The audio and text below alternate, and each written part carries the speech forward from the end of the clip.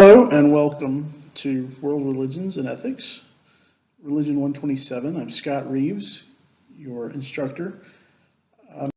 If you haven't already, please stop and go watch. There's a clip posted from the play Rosencrantz and Guildenstern Are Dead by Tom Stoppard. And it's a great play dealing with issues of death and transcendence, meaning, and really kind of a critique or perhaps just a satire of postmodern questions of existence. So if you haven't watched that already, go watch that and then come back to here.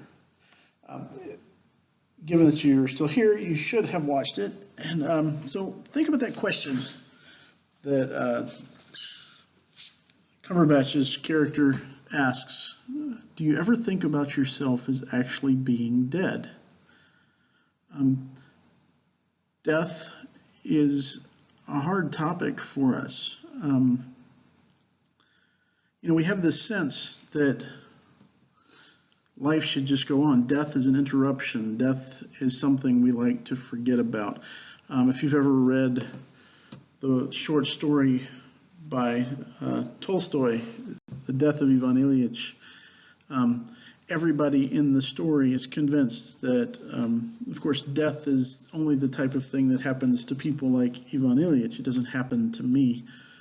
And we seem to have that feeling in general as people, especially when we're younger. As you get older, you tend to face it more in friends and family. But when we're younger, death comes really as a problem, as an interruption, as something that we sense shouldn't be. And really, even as we're older, we get more used to it because it happens more around us and we start to think and maybe worry about it more. But it really is there as a problem to be dealt with. We don't feel like we should die. It doesn't seem right somehow. It seems like things should keep going on and on. And that's part of the sense of transcendence that we have. Now, you may be a believer in some religion. You may be an atheist, an agnostic. You can chalk it up to the reality of the existence of God, or you can consider it some chemical glitch in the human brain. But the reality is, in our world of experience, as human beings, we have this sense that there should be something more. We're bothered by our death, and we have this sense that mind is something other than just brain. Self-consciousness, this is a mystery. This is part of transcendence.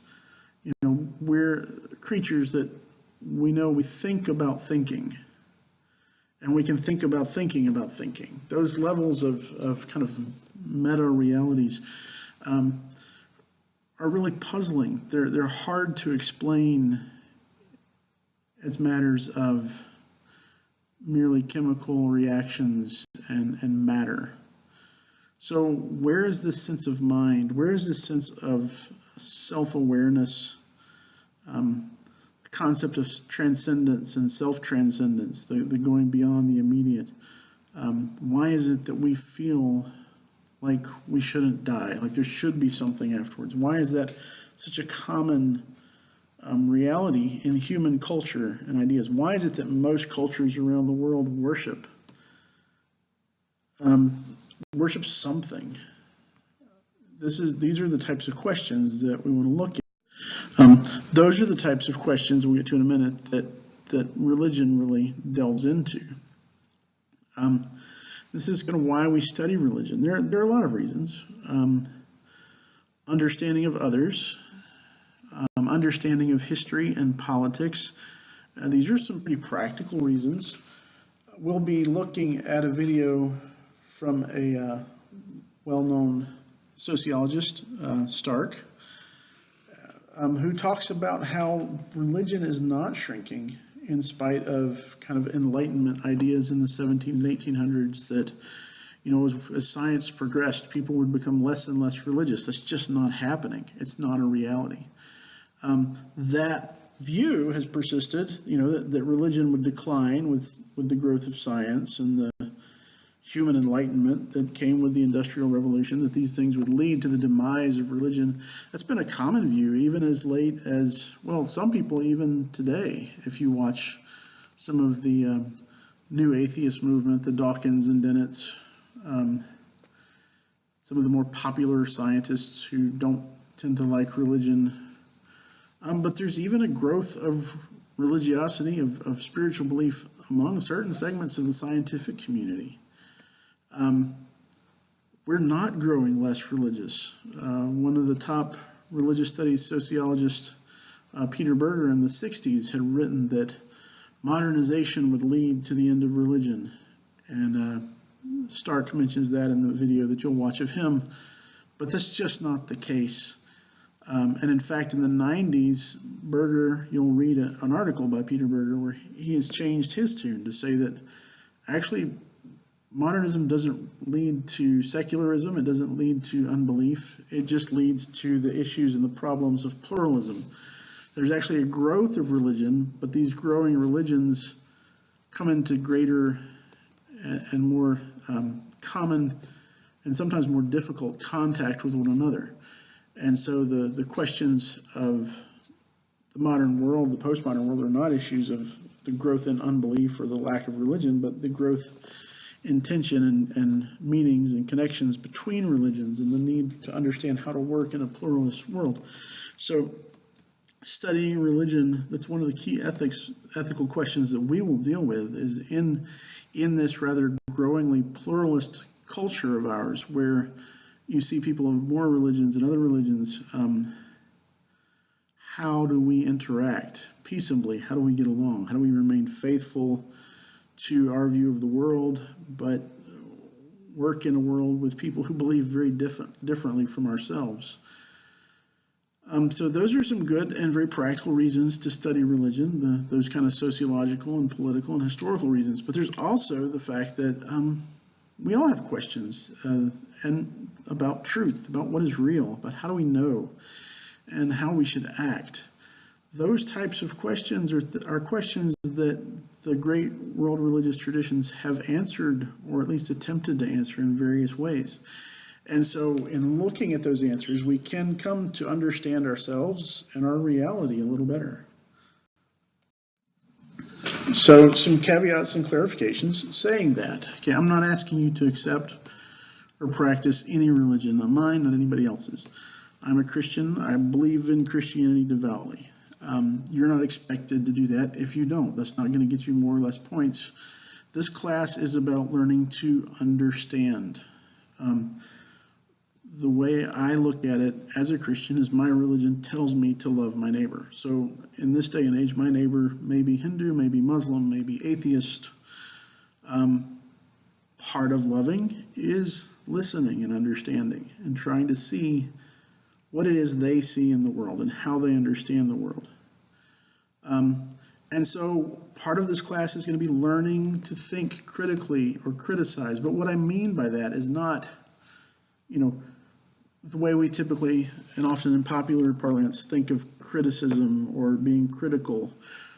We're not looking at the things we don't like about religions or about what people believe. This is not the point. When we say think critically, we're trying to think deeply, trying to understand more, trying to ask good questions and see what types of questions these traditions, these various understandings of the world ask of us. To think through them and not just give pat answers, not just give those things that come to us from habit. So this is what we mean by think critically, and this is going to be a huge part of this course. Another thing that we're going to be discussing is the question of religion as such versus religions as in Hinduism, Buddhism, Islam, Christianity, Judaism, Shintoism, tribal shamanism. Those we can talk about various belief systems and religions, but what are we talking about when we talk about something religion? Can we talk about that? How do we talk about that? That's a good question to ask because there are tremendous differences between, say, Buddhism and Christianity or Islam and Hinduism. So to what degree are they similar? What do they hold in common that we can say this is a religion or that is not a religion. So we're going to be looking at some other videos on that type of question as well, as to what is religion, how do we study religion, and we'll be going through the basic principles, understandings, and doctrines of the world's major religions. That said, you'll be watching some lectures from me like this one. You'll be watching some lectures from prominent scholars that are probably easier to watch because it'll be professionally filmed presentations and such. You'll also be watching some documentaries. Most of your readings, though not your very first or your very last readings, those will be from scholars asking questions about our worldview and how do we think about religion and religions. But once we get past those, when we start to talk about the various religions in the world, we will be reading mostly documents from those religions, their scriptures, their teachings. Again, not to convince you to follow them for any reason, but that's the easiest way to let those religious traditions present themselves. There's something about story and narrative that undergirds how we see the world. And we'll actually start by questioning what is the predominant narrative in our culture as the kind of average American in the 21st century. How do we tend to see the world? So that if we know how we tend to see the world, we'll see where it's sometimes at odds and sometimes makes it difficult for us to see how someone from a very different background might see the world. To begin to understand those differences, that again is part of that thinking critically, is to criticize our own underlying narratives and stories. So we'll be looking at the various stories, both of our culture and of the various religions that we study. We'll be looking at them closely and asking questions about them and trying to understand them and see where their doctrines come from. So of course is a big topic, and this is an introductory level class. So I'm not asking you to become an expert. Really our goal in this class is that you begin to understand religious thinking, religious narrative, and begin to be critical, not criticizing in the popular sense, but to think critically about your own beliefs and how they interact with the beliefs of others. A quick overview. Your syllabus either is posted or will be posted very soon. Really, the grade basis of this course depends on reading and watching, but definitely doing the readings. With all your readings and with some of the videos, but mostly with the readings, there will be discussion questions. You need to answer those questions and submit those. That's a big part of your grade. It's to help you through the reading. Sometimes the readings are kind of tough, but at least with those questions, it'll kind of direct you through the reading and help you pay attention to what is most important, help you focus on the things that we'll talk about. There will be quizzes, or you could call them tests, periodically throughout the semester. Those tests or quizzes will kind of expect of you some combination of analyzing your questions that you've done and the videos that you've watched. So when you watch videos, when you watch lectures, take notes, because your quizzes, your tests, that portion of your grade, it's significant. If you're a bad test taker, don't be terrified. You can still pass even if you struggle with tests generally. These tests are open book because I really have no method for making them not so, but they are timed. So don't just expect to keep your notebook and all the text that you've read and the videos at hand and think you're going to get through the test without having done the reading and answered the questions in advance. It's just not going to work for you. They're open book in the sense that if you have a general understanding of the material that we've covered, then when you go onto that timed test, you'll be able to get through it quickly. And if you have a kind of a glitch in memory, or you don't remember a specific name or fact, you should know where it is. You'll be able to look it up and put it down. it's open book in that sense, but you're not going to be able to just pull out all your materials and think you're going to get through a test. So be sure to do the reading, stay on track with those. It's a pretty good amount of reading. Be sure to watch all the videos, take notes as you watch, and answer the discussion questions, whether they're questions about a reading or questions about a video.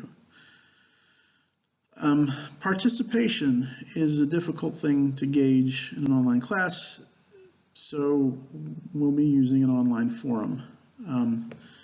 Your syllabus will have outlined exactly how much you need to contribute and what contributions need to look like. A portion of your standard grade comes from your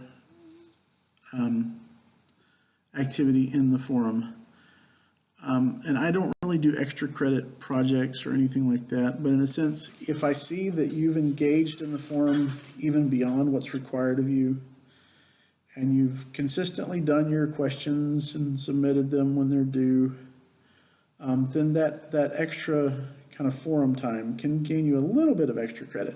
Extra credit meaning, if you're on the line between a B and an A, or you're on the line between a C and a B, and you've done your questions, you've been consistent, you've just struggled on some tests, but you've really participated in that forum discussion and kind of done a little more than what's actually required of you there, then you'll get that bump up to that next grade. That's really the only way I do extra credit. Obviously, I should have taken that attendance out of the slide presentation, sorry, but just consider that doing things in a timely way, not saving them all to the last minute, is a good way to handle the idea of attendance in this course. Your assignments will be posted weekly as kind of a unit. That Monday morning, typically you'll get in and everything for the week will be posted. You'll know what your readings are, you'll know what you need to watch, you'll have your questions up. And there will be, it's all there. You can do it at your own pace throughout that week, but it's all going to be due by 8 a.m. the following Monday morning. That'll be the way we do it. So, spacing it out, pacing yourself, that's really the best way to think of attendance. Stay at this on a regular basis. Don't try to crunch it all in on Sunday night. It's probably going to be pretty impossible for you to do that. But if you keep up, if you pace yourself, this is really doable. You can learn a lot, and I hope you enjoy the course.